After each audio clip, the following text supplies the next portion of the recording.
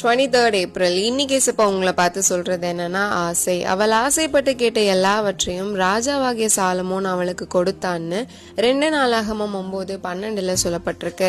சேபா அப்படிங்கிற ஒரு ராணி சாலமோனோட ஞானத்தையும் பேர் புகழையும் நேர்ல பார்க்கணும்னு விலை உயர்ந்த பொருட்களை பரிசா தருவாங்க.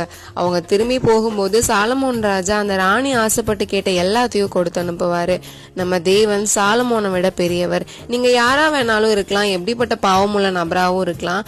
ஆனா அவரோட அன்பை கேள்விப்பட்டு அவர் பக்கம் வரணும் அப்படின்னு நினைக்கிறீங்கன்னா வெளியேற பெற்ற ரட்சிப்பு, நித்திய ஜீவன், சமாதானம் எல்லாத்தையும் உங்களுக்கு தருவாரு. இப்ப நீங்க ஆசைப்பட்டு கேட்கறத மட்டும் இல்ல, அதுக்கு மேலானதையும் தருவாரு.